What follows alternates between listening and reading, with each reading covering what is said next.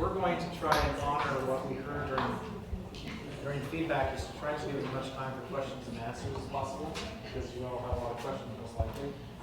And the other thing that I wanted to make sure we communicated, which I was just riding up the elevator with the gentleman, that we want to make sure we're resonating something very clearly is what we're going to share with you today, or what I shared with you at lunch. This is not about it's not about what we did in Salt Lake. It's more about just laying out, considering the landscape that we were looking at, and considering the partnerships or the lack of in our community. It was what drove us to change the schools. But what drives you to change your school or transform them, and what types of things you do isn't as important as what we did. If you're focused on transforming for the benefit of your children, it might be you take 10% of the ideas that we have. It might be you steal 80%. The point I'm trying to make is you don't need to feel like it's a prescriptive type of school, or if you only follow these rules, will you have success. Transforming your schools looks different. But if you focus around those 4 pillars we talked about at the very start, which is time, path, pace, and place, if you really honor those, your outcomes will be what I portrayed, or even greater, simply because you are accessing the human spirit. So George, I'm going to spend just a second with you, remind that George will also talk about it. Remember, mine's a high school, it's 9-12, and now we're pushing down to the middle schools and to the traditional high schools. George is coming from a different environment. He's a K-12 school, and broke up. He can share about that. So we've had some different dynamics with same outcomes, which is very empowering. So I won't go through the introductions because you know. And so I called it Personalized Learning, the Same but Different. And I'm only going to go through these slides real quick to see if you have questions, because this is the same slide I showed it in our lunch. So those are the concepts. There are other things, but those are the main non-negotiables for our students. What is it like for our students? That's what school looks like. And when we get the Q&A, I can explain more about it, because some folks will say, walk me through a day of a child. What does that look like? Glad to do that. One of the outcomes that I wanted to talk about real quick was on the graduation rates.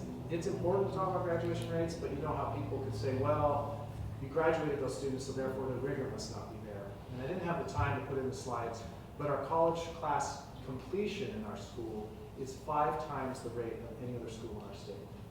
And we have had our first associate's degree that was awarded last year. And furthermore than that, if you take the next 10 schools combined, they won't have as much college credit awarded as what we've awarded, or what the community college we work with is awarded. So if you judge rigor by that, you can say, okay, they are also offering a very rigorous school. And so I just want to make sure that that wasn't lost. Because if you were to come to my school, which you're all invited to come, it's lovely, not nearly as muggy, by the way. The winter's great if you love to ski. But in any case, one of the things that folks will also say when they walk through it is, you talk to a child and they say, what do you like about it? And I say, it's just so easy here. And I always tell whatever visitor, I says, whatever child says that, ask them what easy means. Because easy to them does not mean it's easy rigor-wise. Easy because they can access their teacher, because they know what they don't know and what they do know. So just remember, those are words that if you start transforming school, kids might start saying that. And then some people that don't want you to be successful are going to say, see, told you it's easy. It's easy. It's not really rigorous. You're not following, you're not going to be prepared for whatever. And that's just their way of trying to push back and say, no, this is what the child is actually saying. So that's what it's like for our students. And then I talked about the teacher component. Very powerful. Our teachers, if you were to talk to them, would say it's the best place they've ever worked in. About half our teachers I hire new, and half the teachers have come from a traditional school. And they're just overwhelmed by the sense of empowerment they have, that they can reach the life of every student that they work with. And they can alter and adjust and tweak the curriculum on the fly. They can adjust all that to make sure that they're adjusting for whatever learning they have. It's really powerful. And then the one thing I want to cover before I hand it over to George is what we put in place is a personalized education plan. And that was what I was referring to as an IEP or our PEP. That's really very simple. We have a personalized education plan. If you can't read it, I'll read it because I'm going to in the back and see it. But the first one says, a powerful LMS, learning management system, digital content. You need to have something in place. That's what we put in place. Great curriculum, teachers, we have mentor teachers, and then we have what we call high expectations. If you were in the first, was it Debbie in the morning, Debbie I think her name, she was talking about having high expectations. When you lay out those high expectations, that's the first thing I lead out with in every parent conversation. When parents say, hey, we're excited to come to school, I always say this is the hardest school in the state. And it never deters a single kid. Never deters a single parent. And what it does is just raise their mind and say, okay, it's going to be a hard school. And I don't know if it really is hard or not. We just have high expectations. We want you to have that associate's degree, or we want you to have that trade certificate in your hand when you graduate. And that's what I put down at the bottom, or on the other side, is graduate college credit, career college path, or career path identified, and or an industry certificate. And then we have a goal of 100% graduation. If we hit it, you'll hear about it. But right now, 95 is pretty strong. We know that life gets in the way of some students, and so we're hopeful this year we're going to try again for 100. But it's pretty redonkulous. That's the word I made up. But it's pretty redonkulous to think we're talking about 100% in our school, because we're talking about a 9-12 cohort. We're talking about the way that everybody else is assessed in our state, and that's just pretty much incredible. So with that, that's how we've done it, and equally empowering and cool is what George has done over in Arkansas. Or Arkansas. Indiana. Hey, take it away, George.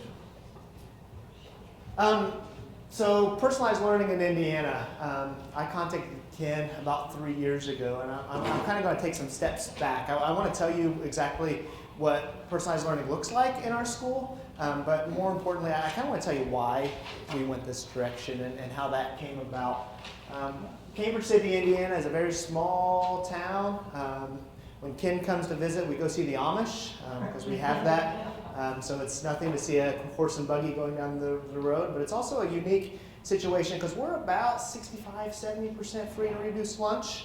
That number is going up all the time. We're right between 3 cities that were supported by things like Chrysler and industries that are no longer there. So we've got a declining enrollment, like some of you may be experiencing, and also an increasing free and reduced lunch population of students. So lots of different things that are impacting why we needed to make this change. So the big question is why. So thoughts about a reimagined school for me started 4 years ago now when we started our alternative program. So in Indiana, I don't know how it works in Arkansas, but we have 2, we call them count days. So one is in September, one is February. We look at our ABM during those 2 dates, and September goes your second semester. It's not that way, but kind of. That next 6 months, your funding's depending on that, and then count day in September, the next 6 months after that. So I don't know if that's similar to you guys, but what used to be it was only a September count day, so it did not matter if we lost a student after September. When they started in February, we needed to put something in place so that those students, because just like every school, when we looked at our enrollment, it declined from fall to spring. So we needed to do something. So we didn't have any idea what we were doing. We're a little bitty school out in the middle of nowhere. So we just said, we've got to do something. Something's better than nothing. We purchased the cheapest learning management system we could provide. We just decided kids are going to earn credits at their own pace. We're not going to care about semesters or anything like that. When they get done with the credit, they get that credit, because we found that these students typically have good weeks, lots of them, but they also have 1 or 2 bad weeks, and 1 bad week can ruin a kid for 8 classes. And we thought if we make them only take 1 class at a time, maybe they'll build some momentum and the wheels will start turning. So what we found really quick was we were being successful. A big part of that success was we found a teacher who got along with those students really well, put him with them. So a few months into the school year, I found myself in the alternative program, and there's a student named Zach, and Zach, again, has given me permission to talk about him. And Zach was a 5th year senior. We were lucky to have him come back and try to finish up his last few credits to get his diploma. And Zach earned credits quick, and he was flying through this stuff. And I said, Zach, what is going on? You know, did you just finally grow up? And he said something to me that I think I'd heard before, but when he said it to me, it's stuck in my mind, and I've never been able to shake it. He said, Mr. Philhauer, I know the stuff, I just never bothered to do the work. Actually, he said, Mr. Philhauer, I've taken this class 3 times. This is my 4th time. I know the stuff, I've just never bothered to do the work. And so very quickly I saw that, hey, this is working for these students. Now, we didn't have it all figured out. We had, like I said, we bought a cruddy learning management system. We only had 1 teacher servicing all these kids. The quality of instruction that poor guy could provide was not great. Lots of things that we needed to improve. But there was something magical about what was happening there. And so then the thought came to me, since this is working for these students, why wouldn't something like this be better for all students? And I really started to challenge myself on how I was measuring success, because one of the barriers, we talked about barriers earlier, and one of the barriers I hit really quick was the staff members who would say, well, we're being successful for 75% of our students. And I started to think about, yeah, but are we really? And how are we defining that success? And the more I thought of it, the more I realized, and I came in contact with folks like Ken, that they were only being successful because of the limits that we put on them. We've said, here's what success is, but perhaps they were capable of something up here that we didn't even know about yet. And so this thought, I just couldn't get it out of my mind. So since this is working for our students, why wouldn't something like this be better for all students? And so I started searching all over. I talked to lots of people. If they had anything to do with personalized learning, student-centered learning, you name it, I've probably talked to them or read their book or something. And I came across Ken. What attracted me to Ken was, well, first of all, I sent him an email, because by the time I found him, it was about this long of questions that I had. He just emailed me back real quick. Here's my number, call me tonight.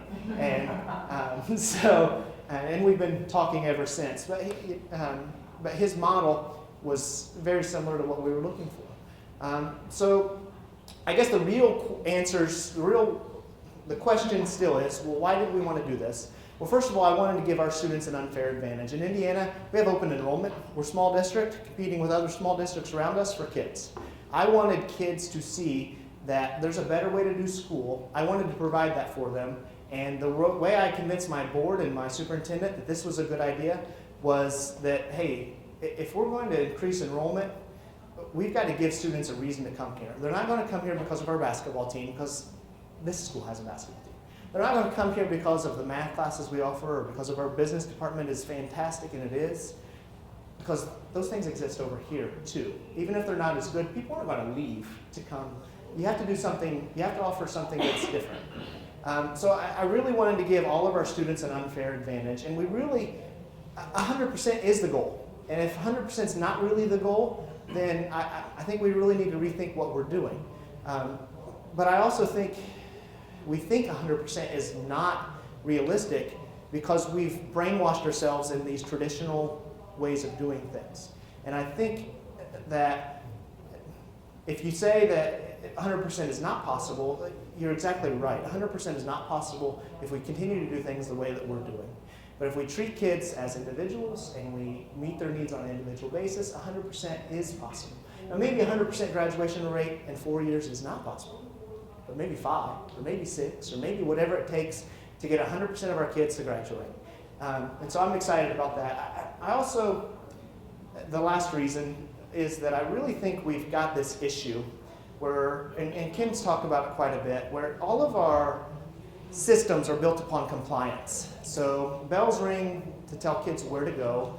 A lot of teachers have assigned seats. Kids turn in their assigned homework, and we brainwash them into zombies.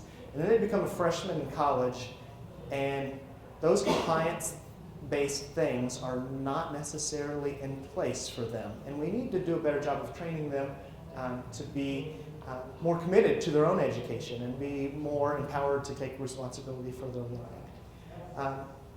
So a little bit about our school.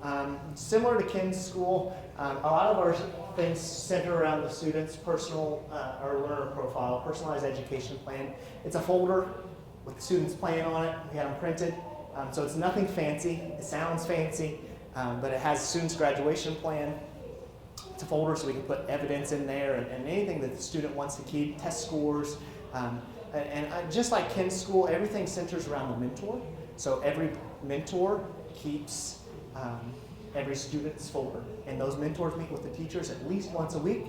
We are not very far into this, but here's what we found, is that mentor meeting for a lot of kids happens every day, because those kids have never, our guidance counselors are outnumbered 500 to 1, and they can't do it. They can't meet with every kid as much as they need to.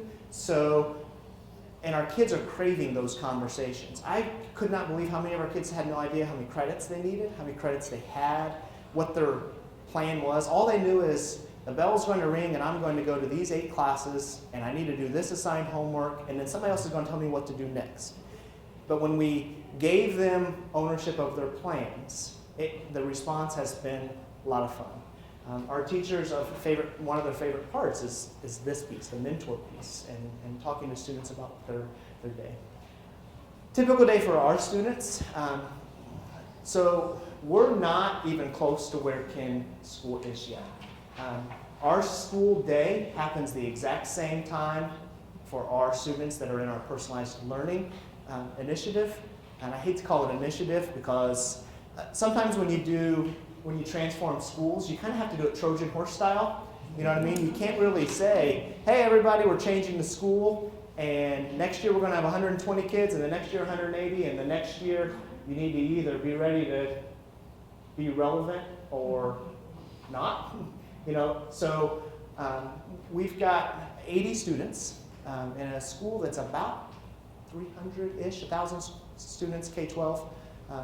Graduating classes usually around 70 to 85-ish. Right now, our students are taking their core classes, English, math, social studies, and science, in this type of environment. For us, it's periods 2 through 5, so a traditional 8-period day, 45-minute class periods. We've blocked off 2 through 5, and I have a lot of gray hairs because, so I guess what I'm saying is I can't tell you why it's 2 through 5. It could have just as easily been 1 through 4, but there were some things that I didn't care about. As long as they were together so that we could not worry about the bells and that type of thing. So within that time, students have total control over where they spend their time, how they spend their time, and what they're working on. So some students, it's very interesting. It has been very interesting to see what students do because I was expecting, I was standing there in the hallway. The first time we kind of said, ready, set, go. And I was ready for kids all over the place. And surprisingly, that's not what it is. Now, we've got kids who think they need to go to their locker 45 times. But the beauty of it is, that kid goes to their locker 45 times, nobody bothers them about it. And so the next day, they go to their locker 30 times. And nobody bothers them about it. And the next day, they don't go to the locker at all. It's been very interesting to see how kids react, very similar to what Ken said. The more control we give them, the more control we have. It's been very liberating to me that when I see a student in the hallway now, and in a small district, the beauty of a position like mine is I can be in classrooms every single day. That's not typical for an assistant superintendent in a very large district. But when I see a student in the hallway, I love to be able to walk up to them and start the conversation by saying, hey, what are you working on? Where are you on your way to? Tell me about how you're doing in all your classes. Instead of, hey, where are you supposed to be?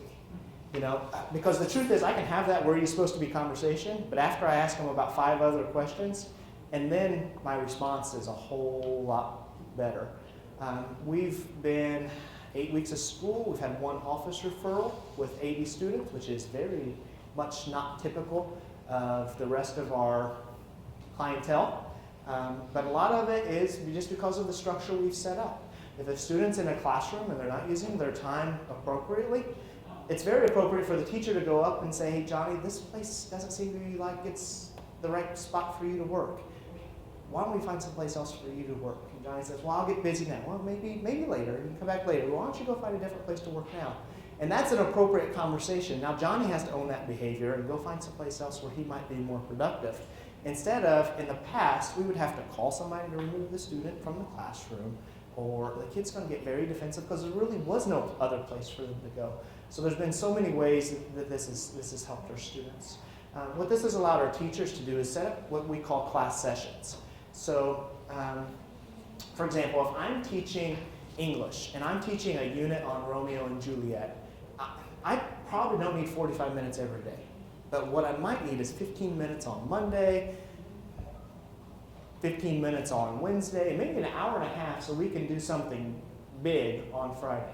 So teachers have been able to schedule class sessions based on what, for one, and this is secondary, secondary as in there's something more important than this.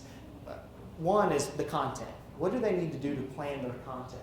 But the most important thing that this has allowed them to do is look at their data each night and say, which kids do I need to make sure I have one-on-one or small group FaceTime with every day?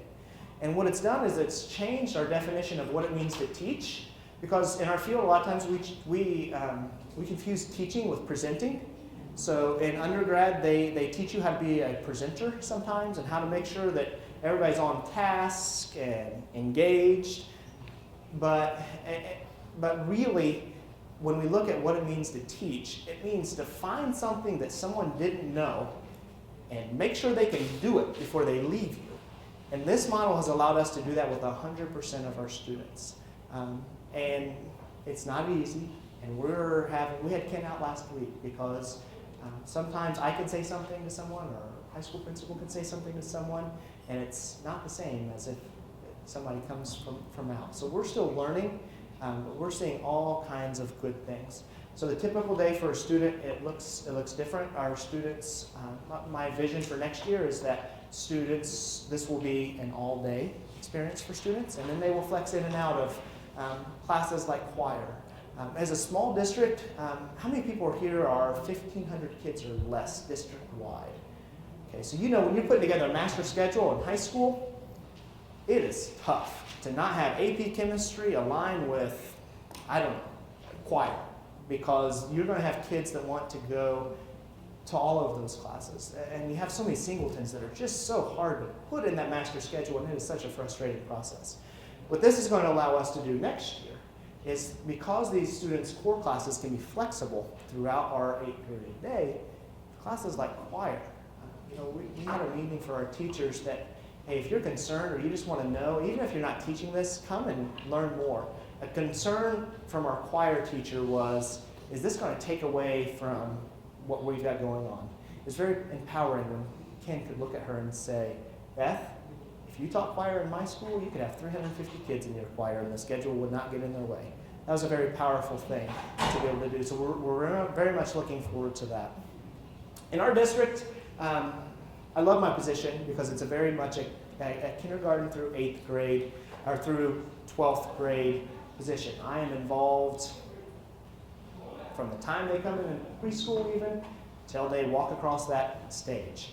So it's very fun to me to see students as they grow up, and I've been there long enough that I've seen some of them that I still think of as that little kindergartner, and I remember their parents coming in, bringing them into kindergarten registration, and they're in high school now.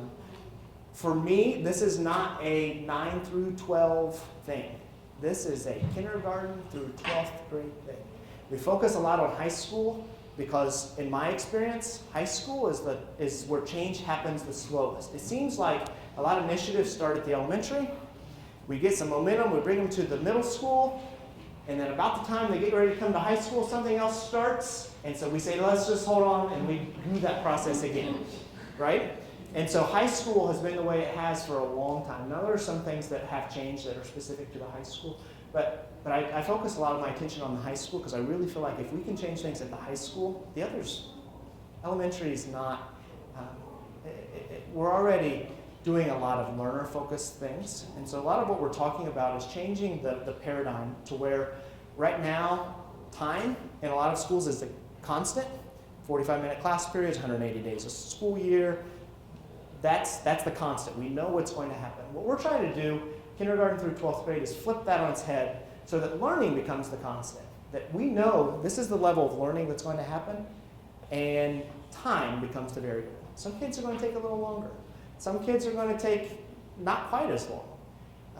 And right now, in a lot of our classrooms, time is the constant, which means learning becomes the variable. And I think we're in the business of making sure that learning happens no matter what for 100% of our students. So we need to turn that on our head. Kindergarten through 5th grade in our district right now, what we've done, step one was we remapped our curriculum. So everybody has an instructional calendar.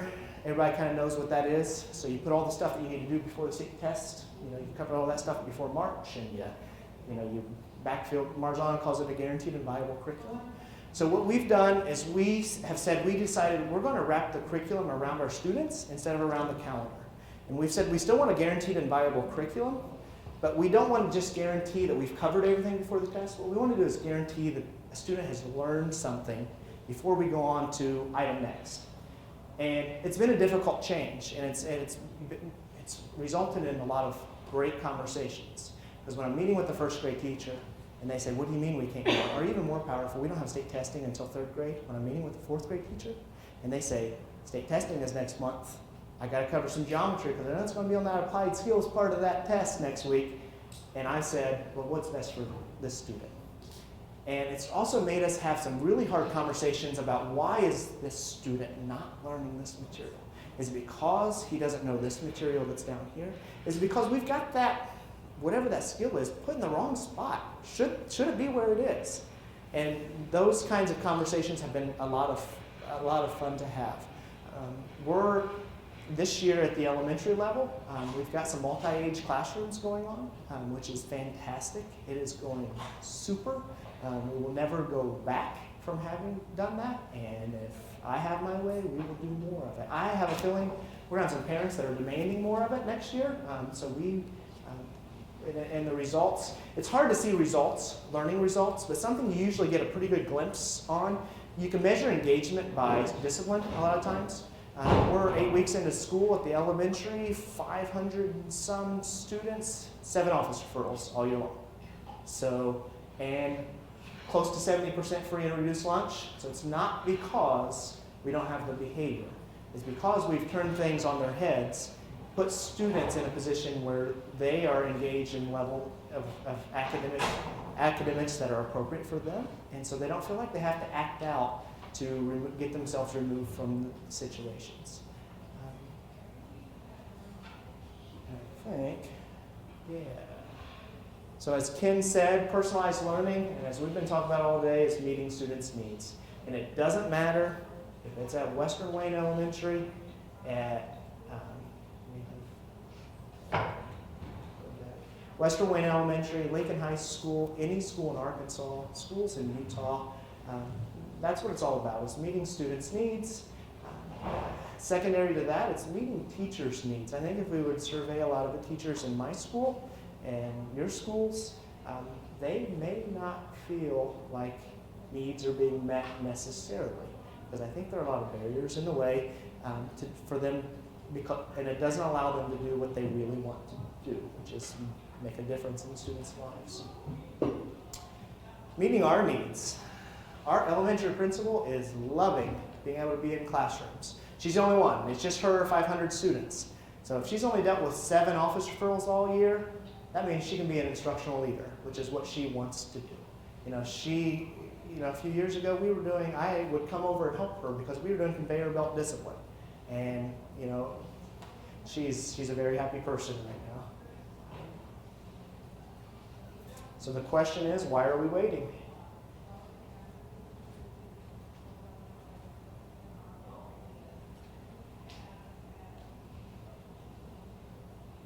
So the goal is to push the boundaries of what's possible and use the leadership, the technology, the things that you have in place to free up time and talent, money. Ken talked about money. We had, when I first started talking to Ken, step 1 was coming out and seeing his school. And one of the early on questions I asked him was, well, how much money is this going to take? And he said, none. How much is a plane ticket? And that's where our conversation started, was just a plane ticket to go and see. We've invested, I did have a grant. It was not very much money that we paid for some professional development. So upfront cost of this was nothing. It did not cost any money to put students in multi-age grade levels. It did not cost any money to change our schedule. It does not cost any money to do any of the things that we've done.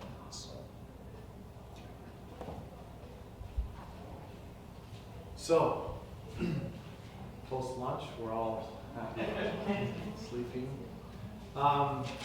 We wanted to allow a little bit of time for question and answer. So I just want to follow up with a few things. And that was, or is, next steps. You know what? And you've got the stuff downstairs. You can put it out in our teaching aids. All right. Well, we had some glow sticks, so visualize. You all have to have glow sticks on your table. and you were going to crack them and they were going to light up, and that was supposed to be your visual for, I guess to crack your students and light them up. I don't know, but the idea was, so that's what you'll see in the next slide. It says, keep their light burning, keep it glowing. So visualize you have a glow stick, and I don't have one downstairs. But in any case, the reason I say that is because as you lead these initiatives, as you work to influence others, just like I put in the slide this morning, these are real kids, and you have them in your school too. And these students deserve, just like your students deserve the same type of opportunities to really excel in their education. And it really takes some strength, leadership, and a vision to have some of these things unfold. If you're happy with the status quo, then this probably isn't something you're going to take on. If you really feel like you want to alter the landscape in your school system forevermore, I think it's a worthy approach, because it isn't about change, it's about transformation. I want to echo one thing that George says about behavior, about attendance, that I didn't reflect in the keynote, which is in a school system where students control their lives, our behavior issues are zero. In 3 years, we've had no suspensions. We've had no referrals to the office or whatever you would call it. And it isn't because the students don't have the capacity to feel frustrated and act out, but because they can choose so much of their educational environment, they aren't actually frustrated. And because we're meeting them at the academic level they're at, whether they're excelled or behind or in between, you don't see that frustration. And that's something that's pretty astonishing. In fact, some of the auditors, if you will, in our district, because we're a large district, 25,000, one, questioned the graduation rate, two, questioned our suspension rate, thinking for some reason we were doing the suspensions but not reporting it because we want to have some glowing numbers. We sure did, we just didn't have it. Right now, my school's rolling full steam ahead. It's it's 1 o'clock there, and I'm confident that everything is doing just fine. Students are making their choices and their appropriate choices. I don't have to worry that while I'm gone, my assistant's going to be overwhelmed with something. I mean, when I get to go back and face these kids, it'll be just like you guys will tomorrow or the next day or whenever you make it back to your schools. I'm going to be in my school doing the same thing, making the system even better for them so that they can achieve the dreams they want. So I just want to make sure that you know this is real. For our last parting shots of information before we just open up to questions and answers is everything that we're doing, I'm doing, George is doing, other schools, we have about 20 schools or school districts that are now working to replicate personalized learning to the intensity that we're doing it. Some in Indiana, some in Idaho, some in Utah, some starting in Oklahoma. But and certainly probably here in Arkansas, what I want to tell you is everything that we have done, everything that we have available is for you. It's free. I mean, we're all in this together. Some of the tools that we have created, they're all available. Google Docs, tracking sheets, anything you think would be helpful, don't go recreate the wheel. If we've got something that you could use, it's a simple email. It's that easy. You can. Any vendors in here? Oh, I don't know if there's any vendors in here. Is there anybody that's a salesperson in here? So don't let a vendor sell you these things either. yeah, I'm saying a lot of the tools we've created, we've created, our teachers created, because the idea is that maybe one day you'll have a great idea, and I'll steal that one. Because as a group of people, we're always going to have better ideas than any one of us. But certainly, if there's something you're doing or something you need from us, and we can give you that information, we're going to say, yeah, here it is, whatever it might be. Even as much as these slideshows or anything else, people say, hey, do we have them? Like, of course. Because my mission is, by the time I'm 66, which is about 3 years away or so, I want to be able to say, we impacted the world, we impacted our students. What's really interesting, and this is really a side note, but we had a group of Chinese educators come through the school.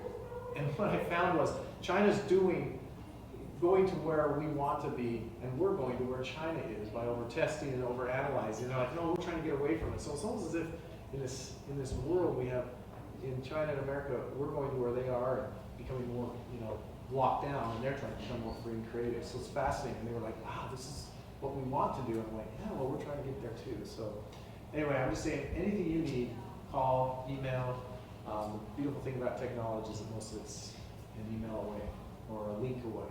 And we have a lot of documents we've created, and you can take them and sort them and use them and anything you want to do. So that's what I want to leave you with. So questions and answers. Any questions you have? We have about 15 minutes before we break and then go down to the final session. Yes, go ahead, sir. You mentioned the learning management system and digital curriculum. Who created the digital curriculum? Or did you go with a company? Did your teachers create that? Great question. We started, sorry, one second. Oh, I thought it was a diamond. Dang it. Darn. It was hope. We started the first 2 years we used a product by Pearson called GradPoint, and we went through an RFP for that. And in the second year, we realized that that wasn't very good. It wasn't a very good management system and wasn't a flexible content. We were sold on the idea that it was, now Utah is a, what do you call it, an integrated Common Core state. And so I don't know where Arkansas is at, but we need to have Common Core. Where are you at? You don't know? We don't know. Okay, you don't know.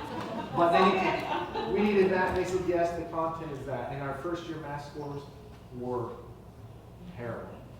And they were also terrible throughout the state. So that was at least some consolidation. But we realized we needed to switch up because the content was just reorganized learning objects that hadn't been really written to the standards of the Common Core standards objectives.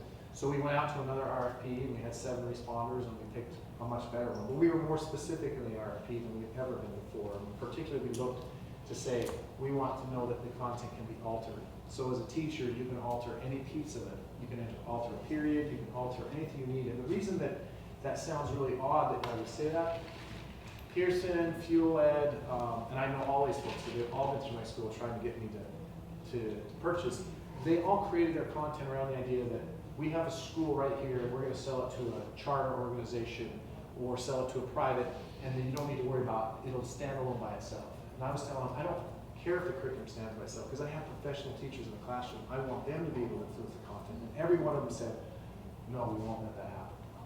Because it was copyrighted or whatever. Like, I need the teachers to be able to influence the content. So we went out to an RFP. So I'm giving you a long answer, but it might be helpful. And so we had 7 responders. 2 were just LMSs, so they didn't have any content.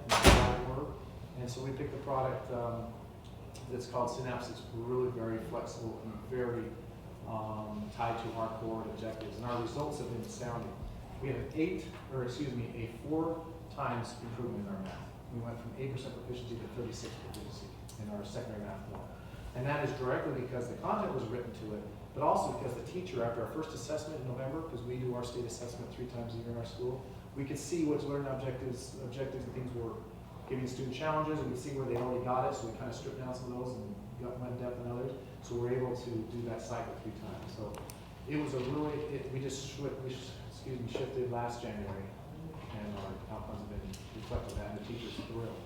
So I just say when you get an LMS, in Arkansas you have some free options I think already with Arkansas Online, and I apologize, I don't know any of the others that might be available. In our state we have one that's called the Utah Electronic High School, but again, we opted not to use that even though it was free because it was, I don't know what you call it, it's kind of like PDF based, it wasn't interactive. You couldn't do COMC based testing, which is kind of just a click through. We didn't want click content, we wanted high rigor content. Does that help answer your question? We kind of did the same thing. We used Play-Doh, and then recently made a shift to the same thing. What we found was, if I use the English example. In English class, I want our kids writing papers. I want them reading novels. That's not so much the case in a class that's, A, B, C, D, very basic skills, kind of teaching them how to play Jeopardy, not necessarily teaching them life skills they'll need to learn for the rest of their life. So we had the same experiences. In fact, when we switched curriculum, we actually ran them 2 in parallel for 6 months. The biggest critique from one platform to the other was the students said it's much harder. And I smiled because I knew a lot of students were initially just doing the clicking, right? And so this is, it was harder because then the teachers were able to go in and wherever the content lacked a little rigor, they wanted to place some rigor in there. So because of that, our students are succeeding at much higher rates on the tests and also doing much better in their college classes, which we're preparing for. So platform's important and less important. Question? Yes, you have. I don't imagine you have a problem with teacher buy-in, but how did you prepare the teachers for this structure? Wow.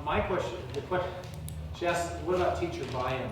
The reason I'm just like, I don't know how to answer that specifically is because I wouldn't tell you to do what I did, which was we advertised, because we're districts, so we have the rights for teachers to transfer to our school. Well, I don't think that's going to be our issue. I think it would be more how, once the teacher's like, yeah, I want to get into, this, what did you do to help prepare them for what they were fixing to walk into? Well, I think George, I can help. George can answer because when I did it, there was nobody to help. There was not a school in the country that was doing it.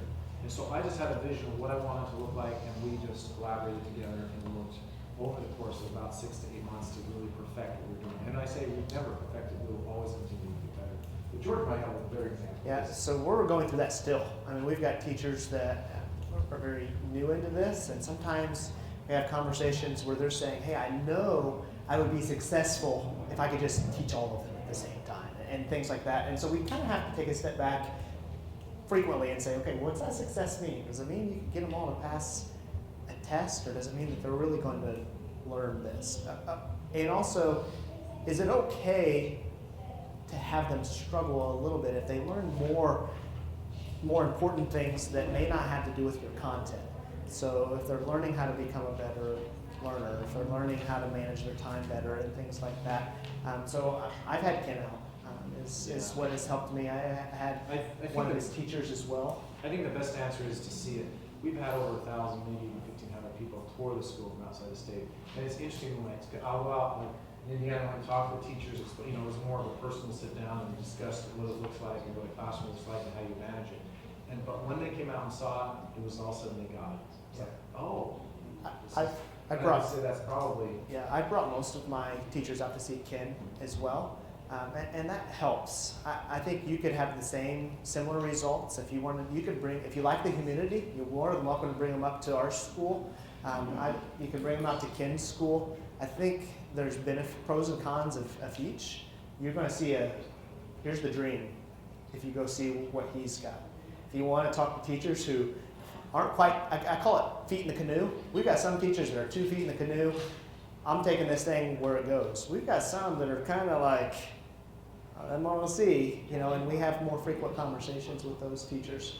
But what's been great is, you know, our teachers have gone out and seen kids at Ken's school, and then they've kind of formed some relationships with his teachers, and now they talk, and Ken and I don't even know it, that our teachers can talk to his teachers.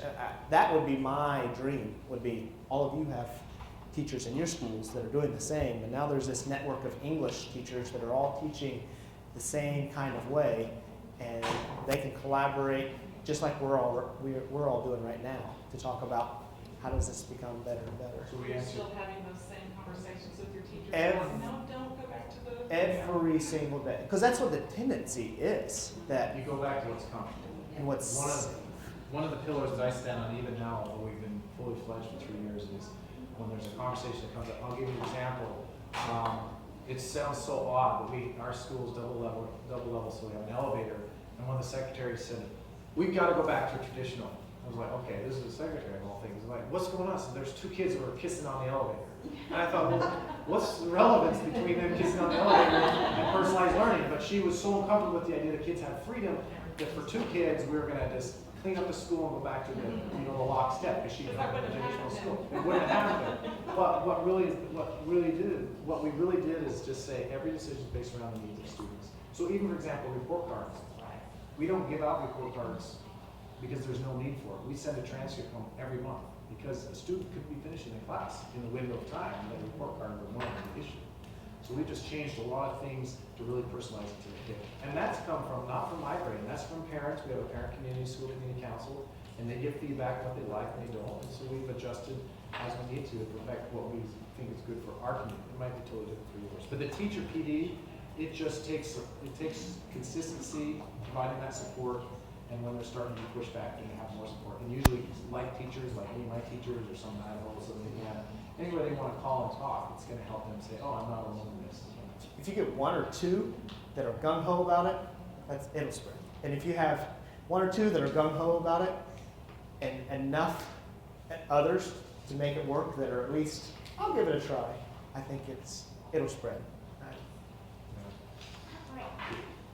Okay, well, the problem I don't think for us is getting the buy-in. It's knowing exactly how to start. With the portfolio, do I just take the standards and personalize their learning there, or start with the LMS curriculum program and align them to our standards? You see? Yeah. I don't know if I'm articulating that correctly, but I think that's where the fear is for most teachers. Is where to start. Is where to start. How do I know that they're gonna learn all of these standards without me standing here, you know, giving them this information? You don't know even if you are standing there sometimes. Oh, exactly, yeah. But there's a comfort. Yeah, but there's a comfort. No, I said that, I said. Well, the content we're using, and the platform we're using takes care of all that. My opinion is, I'm using technology wherever possible to get rid of the teacher stress. So teachers don't call roll, they're not building lesson plans, they can see the progress of the students with the content curriculum, it's already been aligned to all the common core objectives and standards. So if the student is completing 70% of that coursework, I know that they're ready for almost any test. And they complete far more than that, but the pacing of the student is a concern for the teacher. The teacher just needs to focus on supporting that student when they're struggling. So where I guess I would say the entry point is, you have a conversation, and I don't know what kind of school you have, it's elementary or, It's elementary. yeah, Great so job. having a conversation about, okay, what is it we want to do, and how do we want to get rid of grade levels, how do we want to make sure the students have the ability to pace at their own level of learning, and then creating those pathways for having that happen. In our elementary, we don't have an LMS. Oh, you don't? No, K through 5, for us, there's no LMS. But what we've done is restructured our curriculum so that it's instructional levels instead of instructional calendars. And it did take a great deal of work. So Georgia said it to you. Yeah, I can send you a copy. It's all on one great big spreadsheet that I could We're big sharers. ship off to you. Can you make me? How about I give you my Talk a card? little bit about. Okay, that'd be great. How you gonna do this? Yeah. How do you prep students? Before you went. Okay, thank you. Yeah, and then we'll need to, Marcia, what time do we break from here? Oh, okay, so we have some time, because I know there's a question back there. So how do you prep students? I made allusions to that. I call it deprogramming.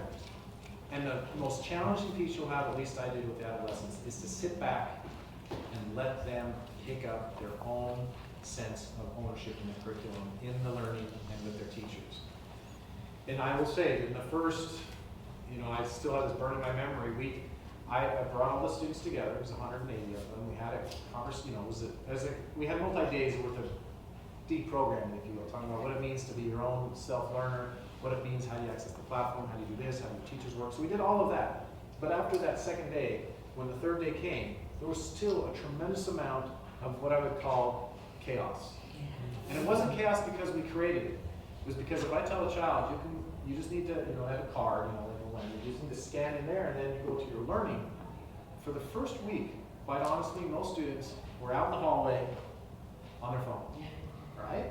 And it was just killing me because I wanted to go up and say, my old school was coming out saying, put the phone away, go to class.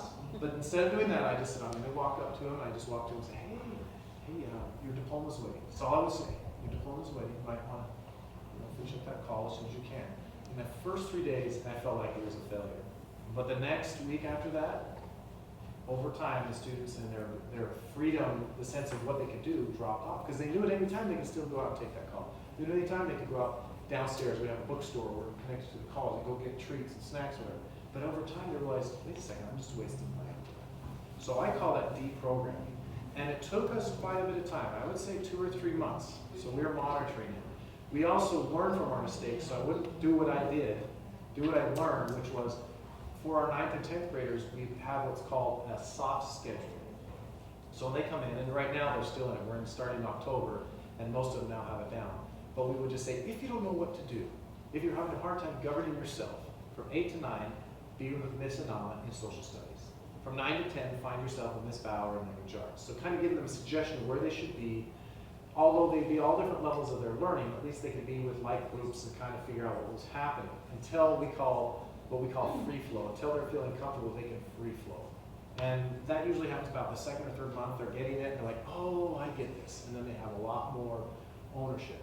But we expect them to be in certain areas. Also in our school, to control for that, we have colors.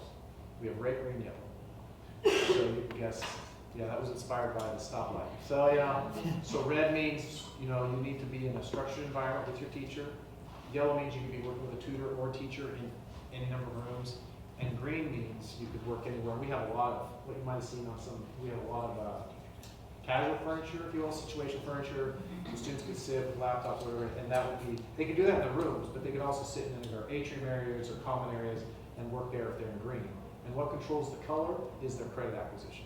So they know how many credits they have. So if they're in a certain credit limit or above it, they can adjust. They can also adjust, although I don't really make it known, they can also adjust how much time they're expected at school. And if I have a senior who has 22 credits, which we have quite a few, I expect you to be in college classes.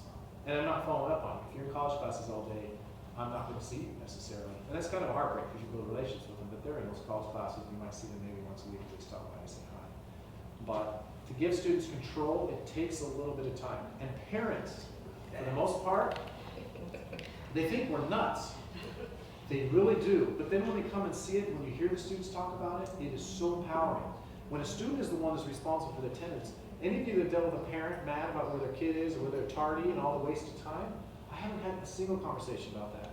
I've only had one. That was my first 2 months. I don't remember the mom's name nor the kid anymore, but she called me and said, let's say the name is, John. I said, John, or she goes, hey Ken, is John at school today? I'm like, well, I haven't walked to school in about 20 minutes, but I could go check. I said, but why don't you does he have a cell phone? She said, yeah. I said, why don't you text or call him and just ask him where he's at? And she said, that's a great idea. I said, text or call. I mean, I know.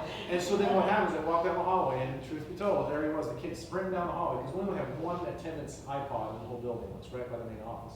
And he was running down, and the mom had given him 1 minute to scan in.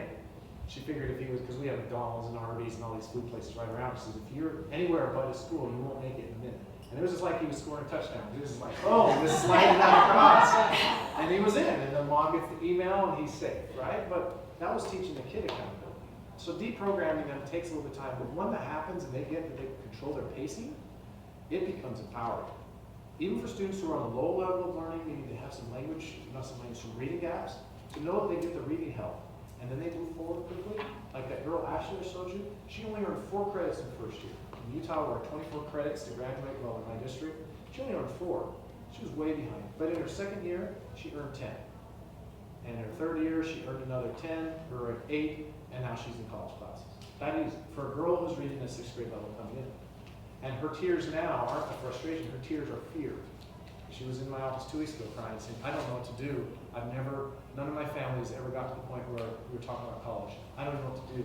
She's fearful of this unknown. And I said, don't worry, we'll hold your hand through it. Teachers and I will help you take those next steps to, moving out, because she's not moving out, because she's got a scholarship and all that stuff. So it's a very big transition for some children who haven't ever thought that they'd be there. So I'm talking too much. We give Joan the first amendment. Can you speak to 2 things? One is you moved from the Carnegie unit to the mastery competency base. Right. The second one is do your teachers teach multiple classes? Okay. So Carnegie unit to competency based, Yes. it was a law. We changed it. You talked about that in the first one. Yeah, I can get you the law if you want to read it. But what we really did is just You argue. talked to Arkansas about that? Well, I was telling you, Charlotte, is she in here? She's a legislator that was in the earlier session, so I was looking at her saying, you can change this, you want to make it law. But, yeah, But that literally did tell them if they completed the course in their amount of time and they tested out of it, they were done right then.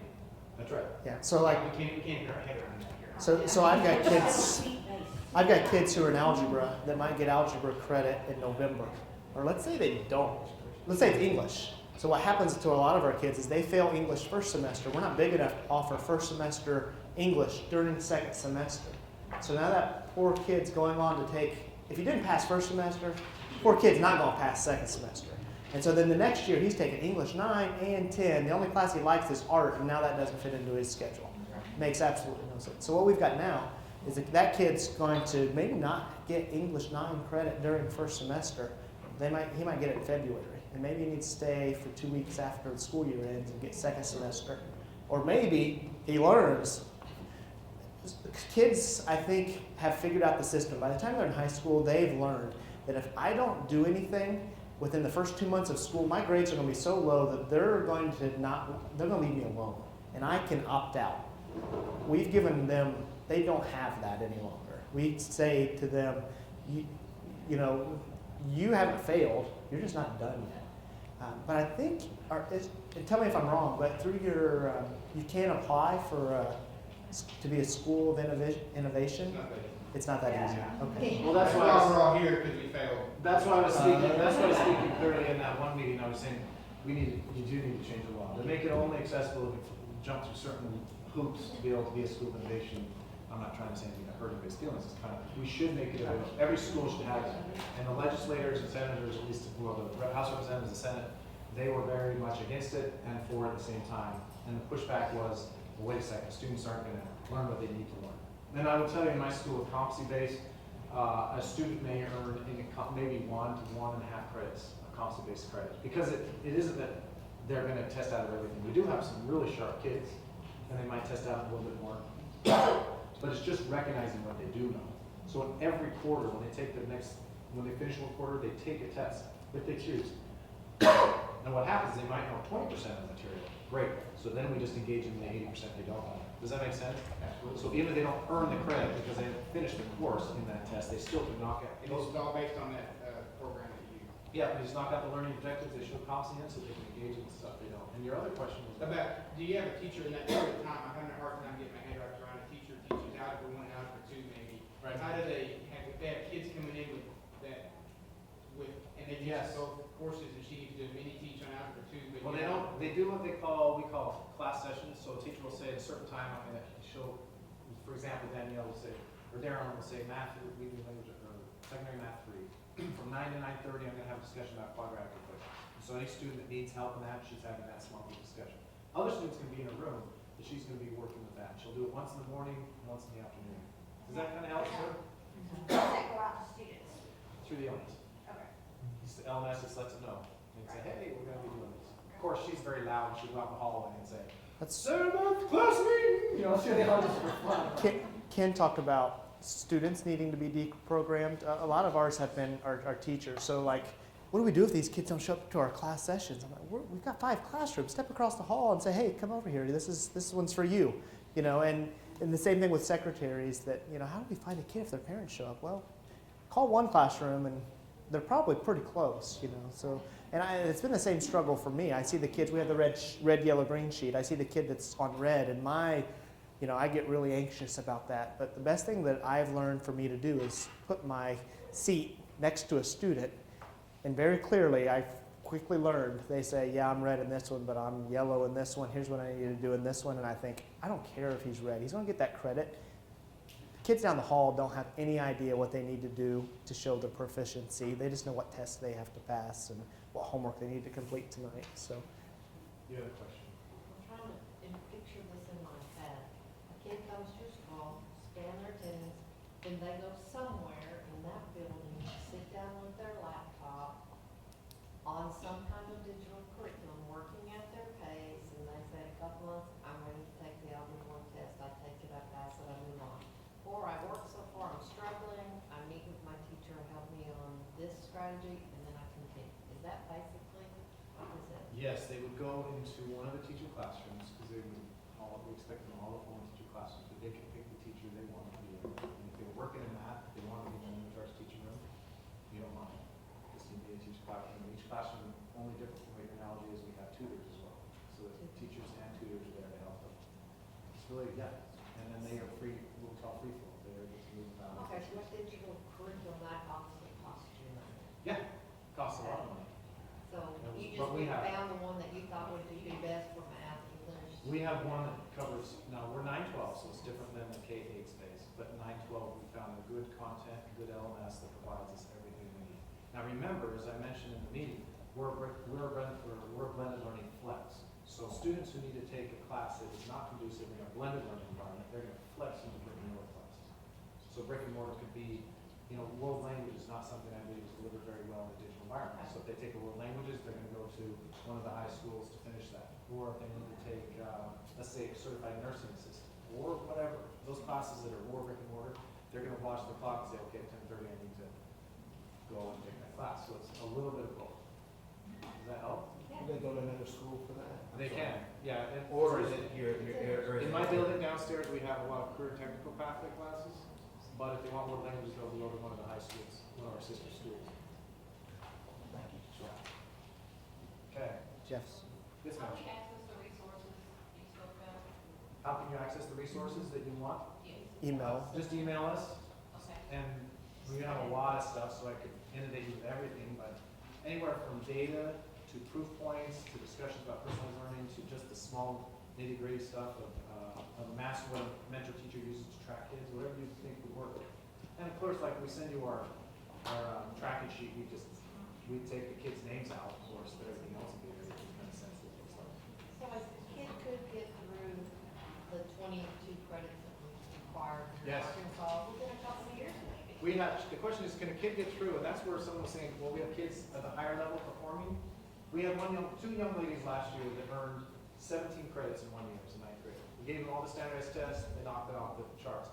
So because we believe that we should provide a continuous pathway, that's when our name is Early College High School, so we have a relationship with our local community college, and we pay for their tuition, they flow right into the college. So these two young ladies, without a doubt, will have their associate's degree by the time they're a junior. So we provide a pathway all the way out. Now, if they age out, if they get their associate's degree, we're done, we can't provide it. But that's pretty good success, if they get their associate's. Do they then, if they got 17 credits, they're getting ready to move into the college class, track, they're not even coming to your school very often? They're not coming.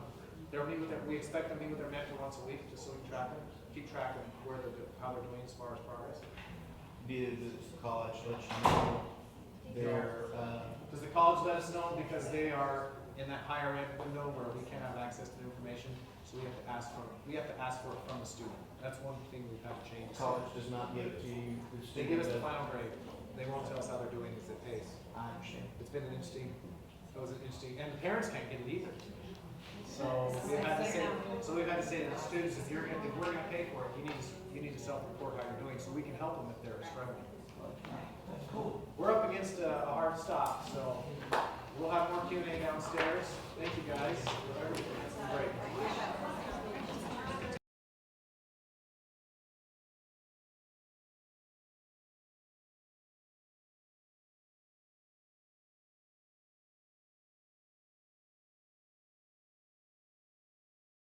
Watch the 2.5-minute video later. My name is Don Savisky. I'm from Maine.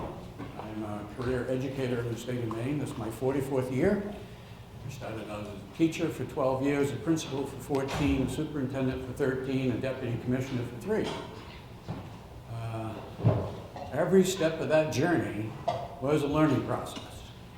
And when I finally got to the bureaucratic empire of the Department of Education, I learned why it's so hard to get change to happen.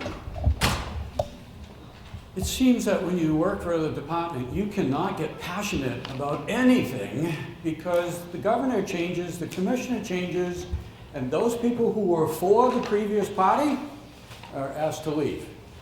So if you keep your head down, you keep working and working, and you adopt this attitude of compliance and regulation.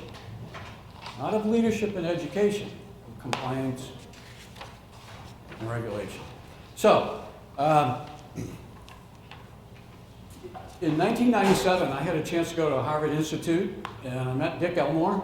And Dick Elmore was the director of the graduate school, and he wrote a white paper in 2002 called The New Structure of Leadership, and he predicted the failure of public education.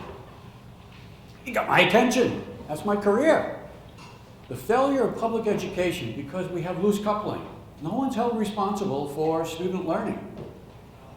And the loose coupling is the superintendent is covered by the board, the principals are covered by the sup, teachers are covered by the principal, and the teachers say, well, you know, didn't come from a home that has all those attributes, and and we make excuses for everything.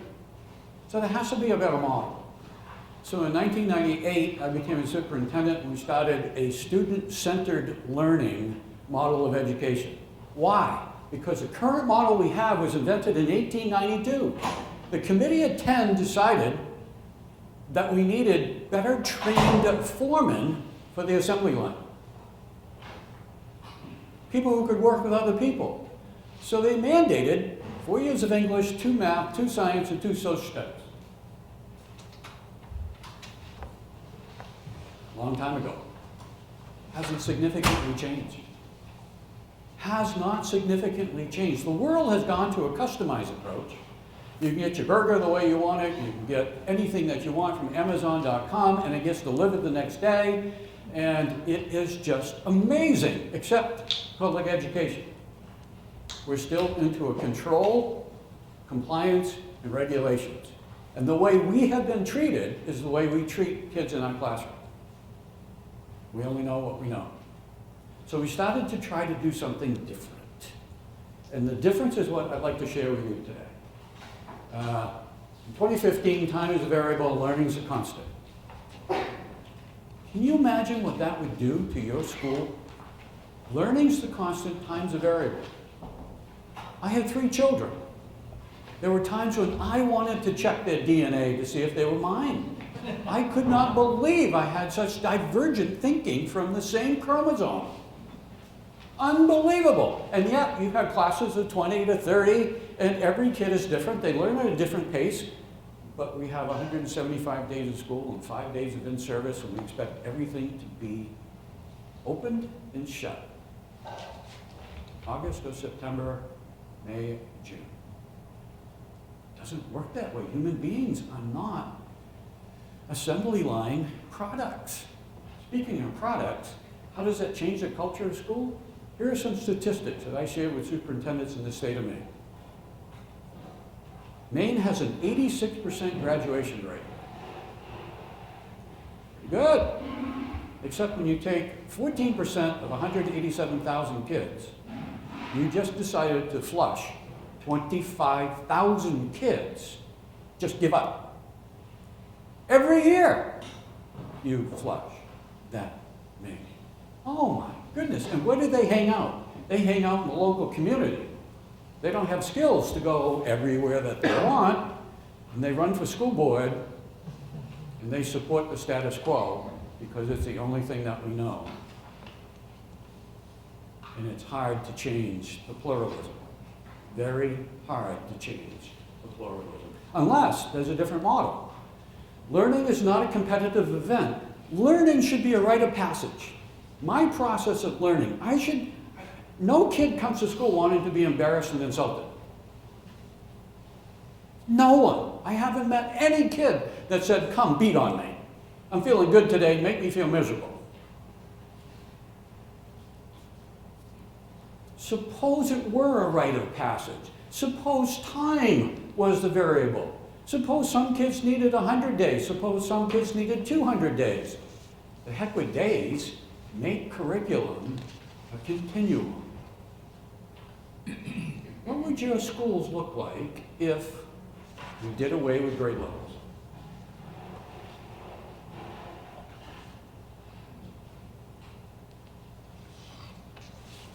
We tried it. Did away with grade levels. The biggest problem we had as administrators were kids out of grade level. 6th graders performing at the 8th grade level. How much can you differentiate? Parents allowed us to go 2 up, 1 down. That's it. They didn't want any 6th grader in with 9th grade. Okay, so you differentiate, even in your groups, even in your classrooms. Okay, I'll keep going. So we made some changes, and we made some changes in the entire state. So we asked 20 CEOs of the biggest corporations in Maine to meet with the superintendents. And to a person, they said, Maine's guiding principles, the executive skills, those higher order, deeper thinking skills, involved responsible citizen, practical problem solver, a collaborative and innovative thinker. Those are the things that we want kids to graduate with. So what is the purpose of public education? Get a good test score? The CEO said, we hire because of good executive skills. We fire because of poor executive skills. We hardly ever ask about content. We have to do training for our own content areas. So we retrain everybody about every 5 years, so learning how to learn should be the goal of any education system. It's never going to stay static.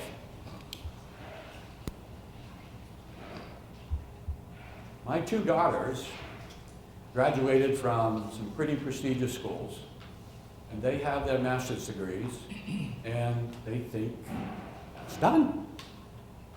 My son graduated from a community college and is constantly learning. He's in the world of technology. He goes to some kind of training every month. And he has a stack of certificates for 3 hours here, 6 hours there. He's constantly retraining and reselling himself. That's the big difference between what used to be our world and the new world of being saleable and valuable and moving forward. So the guiding principles in Maine were enacted into law in 97. Content, Maine learning results, 1997. And the statute said, thou shalt demonstrate a proficiency in the standards of the Maine learning results to get a diploma.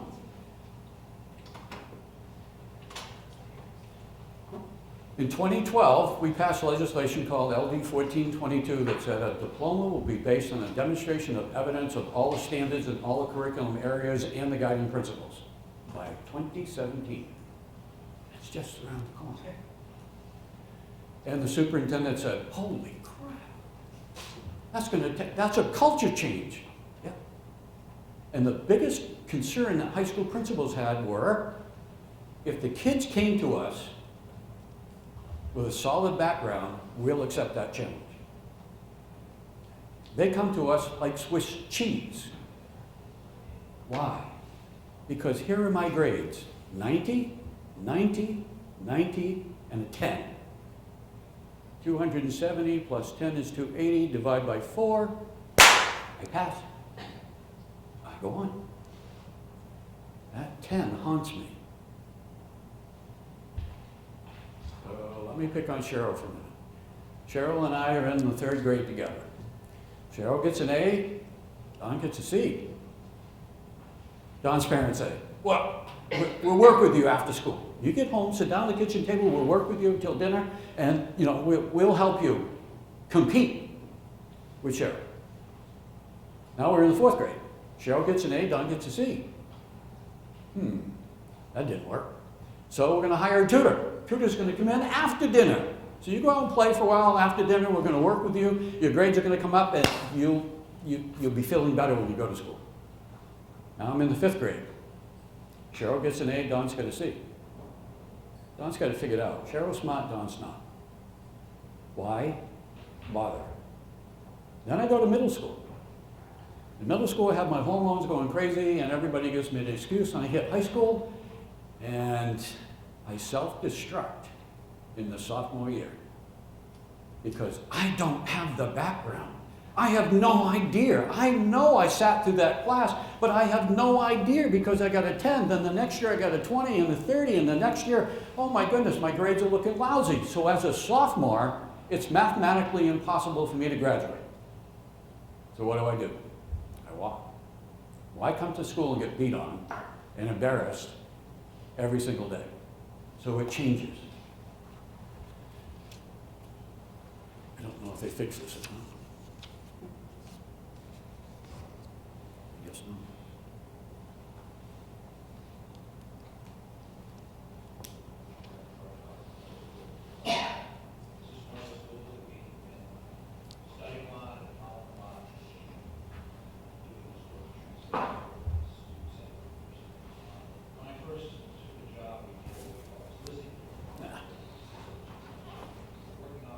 Keep working on it. This was a commissioner. Commissioner Bowen was a legislator and a 7th grade social studies teacher.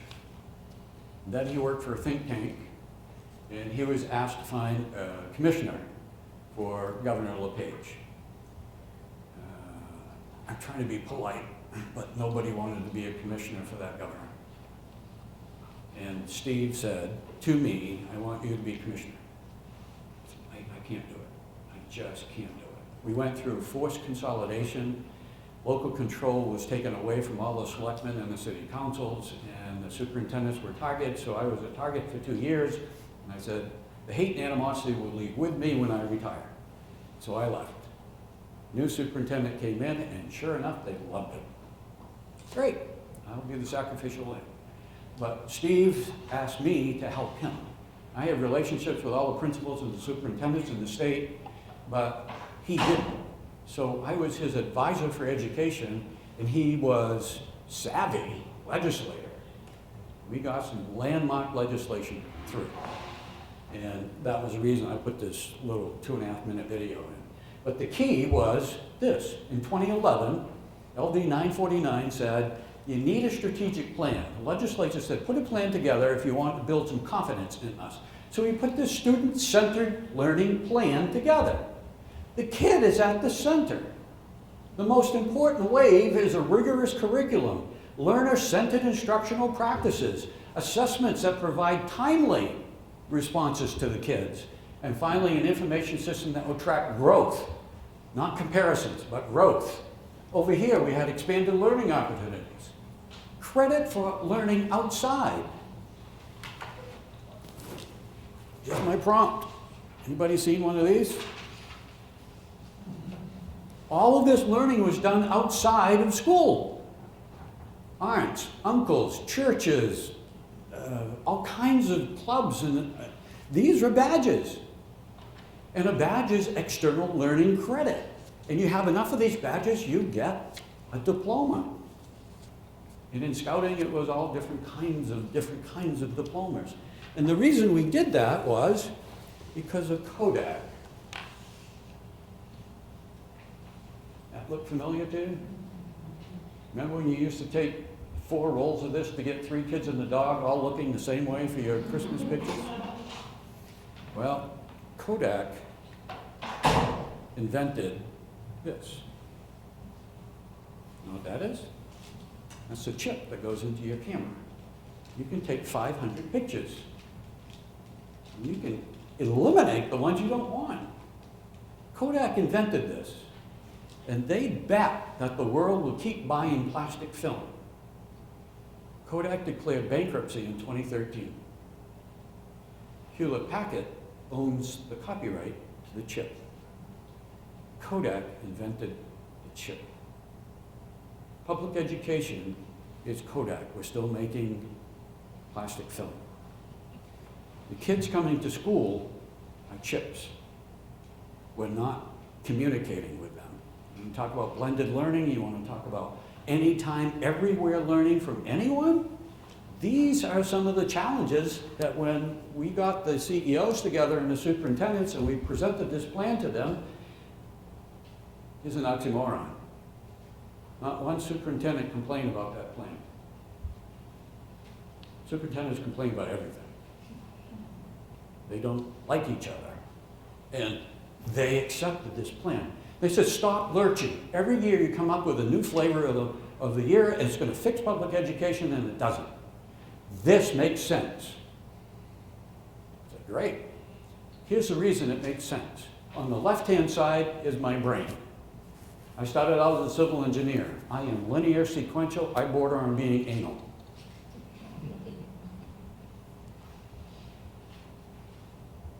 That's the world we live in. Everything is specific. The length of a period is specific. The length of change classes is specific. Everything is specific. There's no student voice anywhere. Over there, that's what I'm preaching. That's hard for me. I am not in control of learning over here. That's one thing we have to give up. Kids learn 24/7. External learning opportunities in 4-H. The 4-H husbandry curriculum makes a high school biology curriculum pale in comparison.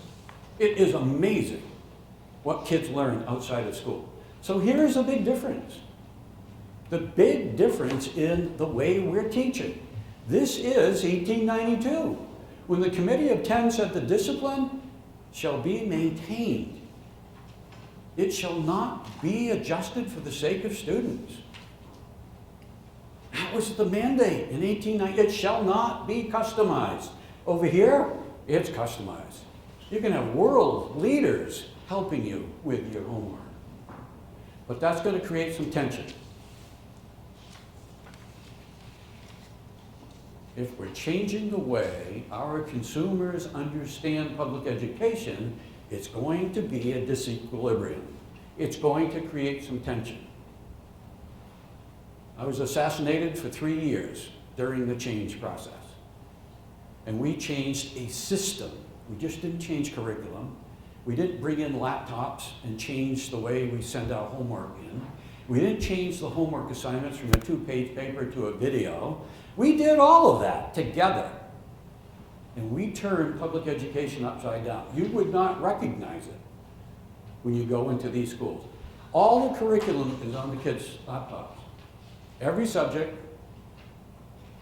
every grade level, from K through 12, on the kids' laptops. And that is very interesting because they learn on weekends. They open up their laptops. They learn during vacation weeks.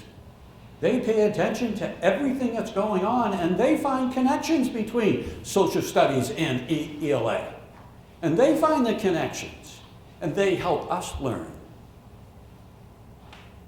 Voice and choice.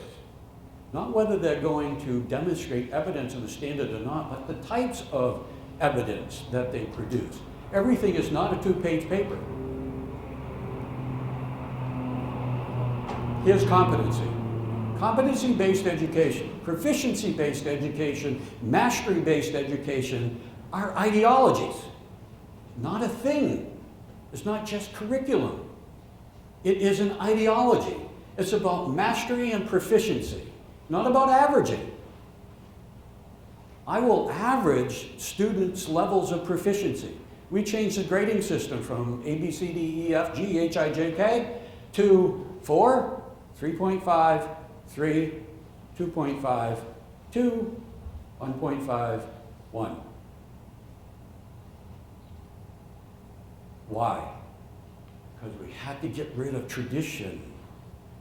People understood the letter grades, and when I get to the taxonomies, I'll show you why we changed those things. Kid-friendly curriculum.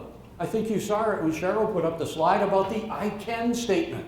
We don't write curriculum for adults. My biggest concern with New Hampshire's waiver for the NCLB testing process, they're going to performance assessments. They are making, the federal government is making it so complicated, it's looking like an achievement test. Student voice and choice has been demeaned out of it because everything has to be challengeable. Test is given the same day, only so much time given. You tag the evidence, you have to identify the evidence, you have to evaluate the evidence. Kid-friendly curriculum. What a novel idea. Kids open up their laptop, they read an I can statement, and they get started on an activity. The biggest problem principals and SUPs had, that kids did that. We had so many kids out of grade level, we really had to consider a culture change of getting rid of the names of the grade levels. A kid is on a continuum. They start here and they go here. And there are different levels of difficulty. And they just kept cruising. Send the information in electronically. Meet and be interviewed by your teacher to see if you really are learning that information. Assessments that are meaningful. Performance assessments. Never mind multiple choice. Never mind. Demonstrate it. Evaluate it. Be interviewed. Somebody, this kid here who's 12 years old, has to go between a review board of 3 adults, a 12-year-old in front of 3 adults who asked him questions about his performance on every one of those learning targets that's in the merit badge book. That's pretty ominous, but kids do it. They like it. A customized instruction approach. None of what I'm doing right now. The one size fits all is over. If you walked into some of the lead classrooms, there would be 4 groups. This book was published about a month ago, Student-Centered Learning, by the Harvard Press. It's a collection of 9 Teacher of the Year teachers and their schools. And in the teacher that came from my district, she taught, I have another word for it, 7th grade. We had some late 6th grade groups. We had some early 7th grade groups. We had a late 7th grade group and an early 8th grade group. And they were all doing English language arts on the continuum. And she would go from group to group to group to group and do mini lessons. And every once in a while, they'd have a group project. And they'd all work on a performance assessment together. It was amazing. And I interviewed the kids. The kids said, well, You know, Mr. Sadisky, I'm satisfied with 3s. That's proficient. It's hard for me to get a 3. But Megan over here likes to get 4s all the time. So we had a political challenge with the 4s. Parents came to us and said this one. Ask you to reflect. If a 4, no, you can't say, oh, you have, oh. I'm getting all excited here. I have handouts.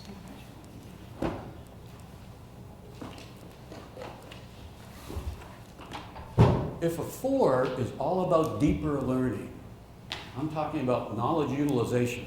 A 3 is knowledge analysis, compare, contrast, comprehend. We went to school with these 2 segments here, retrieval and comprehension. How much could you remember? Remember those 85 tests in social studies? You have to remember the names of the mountains, the rivers in South America, the capitals, and every 2 weeks they change? Well, superfluous information. And kids will tell you today, if I need to know something, I have the universe of libraries at my fingertips. I don't have to carry it in my head because information's changing every 11 months right now. And kids we can't possibly hold all that information in our heads. So I'm going to try to go back and discipline myself to this, taxonomy and executive skills. That's the 5th dimension of competency-based education. That's what the CEOs were telling us. The CEOs were saying, those executive skills are the most important we can have, that taxonomy. Please get beyond regurgitation of information. We need people that can use information. Please do it. So INACOL is the International Association for Online Learning, and CCSSO, the Council of Chief State Officers, the commissioners group, agreed that these tenets were what competency-based education would be. Because everybody was coming up with a definition, and somebody was looking at some consistency, some stability for this new ideology that's out there. You guys are taking pictures of things here. Sorry. Did you distribute those? This is what we determined. Connecticut calls it mastery. Maine and Vermont call it proficiency. Competency has come into New Hampshire and is moving across the country because of INACOL and CCSSO. A kid-friendly curriculum, an assessment system that's meaningful. Not a 2-page paper all the time. Ask me how I'm doing it. Here's a sidebar story. My son was in high school. He's the maverick learner. I had 2 compliant scholars and then the maverick. And I began to think, if you name your child Nicholas, it comes with the territory. I've met so many Nicholases in my life, but wow, that's the first thing I did wrong. Call him Nicholas. But he taught me everything I didn't know that I didn't know. He taught me more about parenting. He taught me more about school. He taught me how public education wasn't working for him. So, Russian history. My ethnic background is Polish. Poland was overrun by so many countries that they don't have a Polish history. You have to go to a German history and a Russian history and an East Prussian history, and you put all those together. So, for his project, he goes to Ellis Island. He discovers the manifest of the ship that my grandparents arrived in. He finds the original spelling of Sivirsky, which includes a lambda. He makes contact with Vilna, Poland. He fails the course. Superintendent to son. What the hell's wrong with you? Son to dad. Dad, chill out. I took the course to learn something. I never took it for a grade. When you graduate, you can have that thinking. You need to graduate first. He taught me a lesson. It's about learning. It's not about a grade. My girls were addicted to grades. They would cry if they ever got a B. I would celebrate. I'd throw a neighborhood party if my son ever got a B. He was a learner. He was a MacGyver. He was curious. He never stopped learning. He didn't get his pedigree from Ivy League schools, but he's the continuous learner. And I think that's the definition of what the CEOs wanted. So INACOL, the website for INACOL will be here. It's on one of your slides. Here is the ideology between proficiency, competency, and mastery. That is in the middle. No more averaging. And over here is the guiding principles of those habits of mind or executive skills. And over here it's the taxonomy. I want deeper skills rather than just retrieval of information. And the content standards have to be transparent. Here's Maine's guiding principles. I don't know if they're big enough for you to read, but they are on the website. This is what the CEOs were saying. If you graduate a product that can do this stuff, a self-directed lifelong learner. Oh my goodness, I have to retrain every one of my employees every 5 years. I can count, there's a return on investment. That's the second page. Here's the taxonomy. Here's what we went to school with. Ready? This line here. An A was a better B. A B was a better C.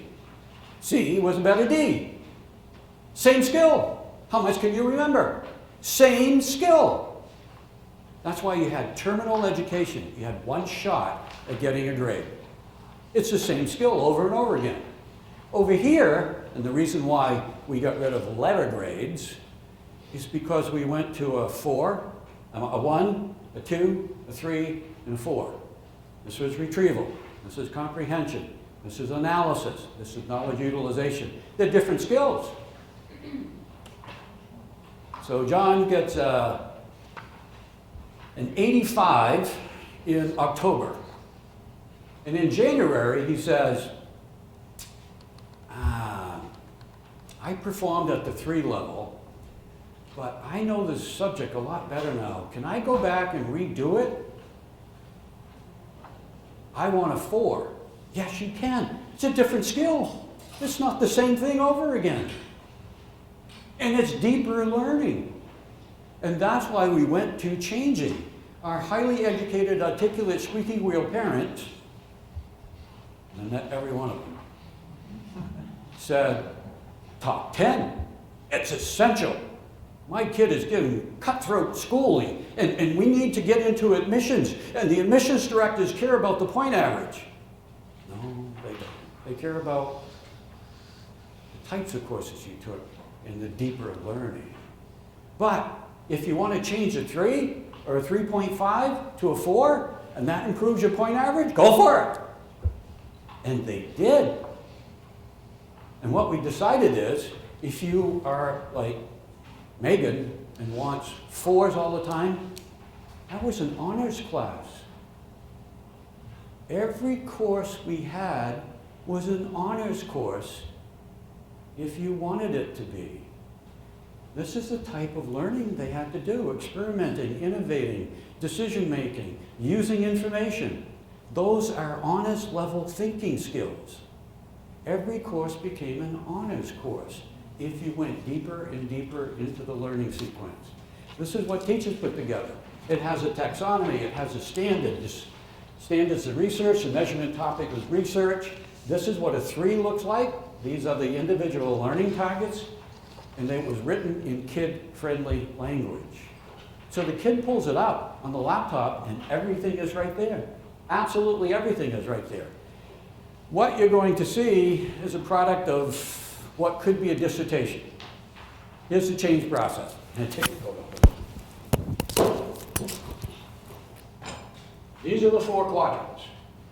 This is the what quadrant, where you inform the learner. This is the Y quadrant, where we storm. What's the meaning? What's the purpose for all of this? This is the personalization. This is where we pass the torch to the kid. And the kid takes control of their learning. And up here is agency. I am in control of the consequences in my life, and I'm in control of the acceleration that I want to learn. So the whole process is, if you can get your curriculum transparent, your instruction changes, your assessment process changes, kids don't get ambushed by a stretch question on the test. You ever take a test and walk out in the hallway and your bud say, hey, how'd you do? I think I did pretty good. You get the paper back and you say, what did I do wrong? Ambushed. Everything is transparent. Does that mean kids cheat? No, they have to demonstrate evidence. The expectations are transparent. On every laptop that kids have, all the curriculum is there. Parents can see it. Businesses can see it. Purpose and meaning. Why do I have to learn this? So here's 4 questions for you. You go into a learner-centered classroom, here's your first question. What are you learning? What are your measurement topics? What are your learning targets? Second question, why is that important? 4th question. 3rd question, how do you know when you learned it? 4th, what do you do when you get stuck? The protocol on what do you do when you get stuck allowed teachers to take a class of 24 and work with 6 kids at a time.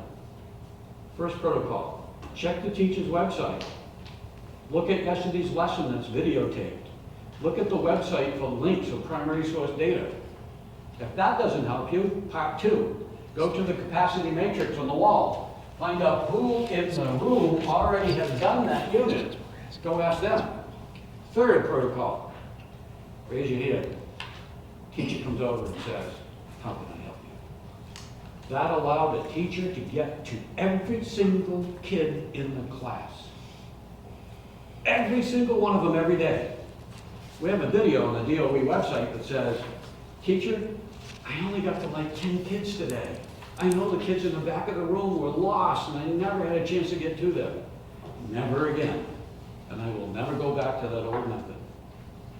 When you can meet every kid's needs every period of the day, the model works. The norm. This is the hard part. This is where you transition control from the teacher to the kid. Pedagogy. The definition of pedagogy is teacher directed. I don't allow you to think. I'm letting you know my new thinking. This is pedagogical right now. Passing the torch. What you have to do when you leave here. Andragogy. Self-directed. Adult-directed. You take charge of yourself. You figure out the how, and this is why we give kids voice and choice. I told you what the curriculum is. I told you why it was important. How are you going to demonstrate that you learned it? Case in point.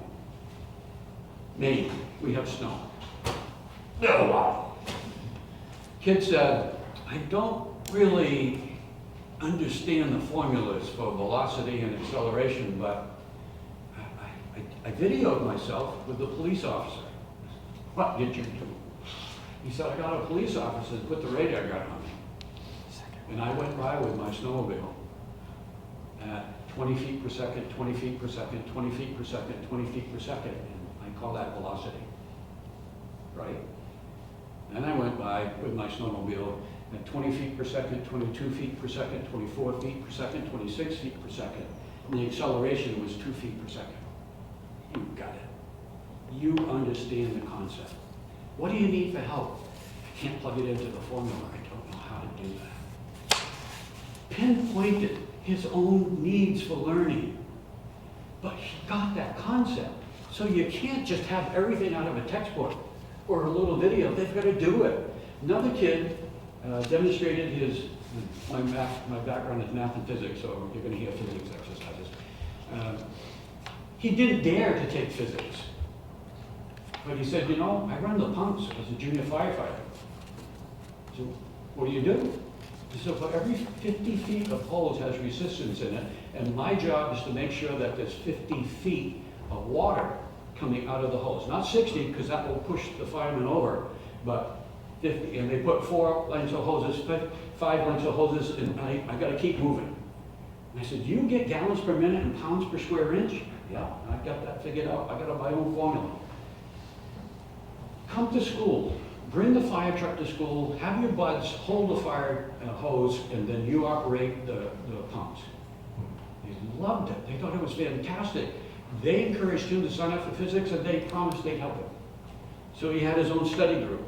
This slide, if you can see it in your photo, are 4 of my 6 grandkids, and they taught me a lesson. I have a camp on a lake in Maine. I have a boat that goes 50 miles an hour on the water.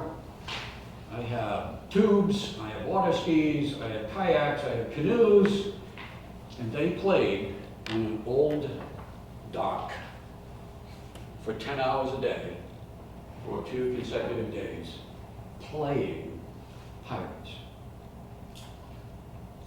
They learned about buoyancy, they learned about cooperation, they learned about organization, they learned about all those executive skills because they had to get organized to get that thing moving. And I watched them and took notes because all those things I mentioned were adult-centric toys. They had creative play. They had self-directed learning. They were responsible citizens taking care of each other. When Grampy attacked them in a kayak, they all jumped off that float into 2 feet of water, flipped my kayak over, got back on the float as if nothing happened, and kept playing. So these are the 6 grandkids. And at the top it says we all have attitudes, beliefs, and values. I live on a very busy highway. My attitude changes when I pull out into traffic or try to get into traffic. My beliefs change. When Megan and I sit and talk about education and it's different, I respect where she's coming from, she respects where I come, and I move my stake a little bit closer. But that takes a conversation. But my values are right here. And they haunt me with this. This is the last line in Tony Wagner's Global Achievement Gap. If not you, then who's going to do this? And not now, then when? So here is what I learned from Springdale. Last summer, we got kids together to come to the adult workshop. All different kinds of performances. And they said, these are what's most important to us. And I summarized it to say, they don't care how much we know until they know how much we care. So you be student-centered, and you have a level of unconditional love for those students, they will do anything for you. But you have to accept the challenge. The old system doesn't work for kids. They're in a digital world, and you need to meet them where they're at. So I thank you. Put your questions, and I'll be glad to do my personal emails back and forth to you. If you want more resources, maine.gov/DOE,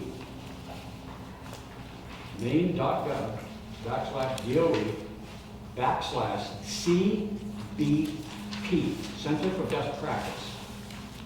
You will find case studies, summaries of our research, 11 videos that I couldn't even play one today. They're there, and they are inspiring because they're student and kid testimony.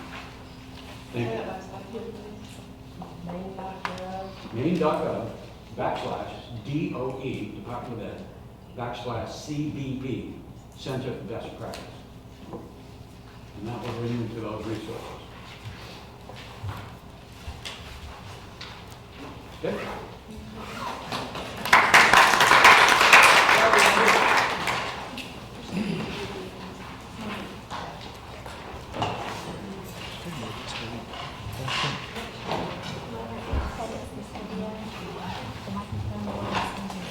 The microphone,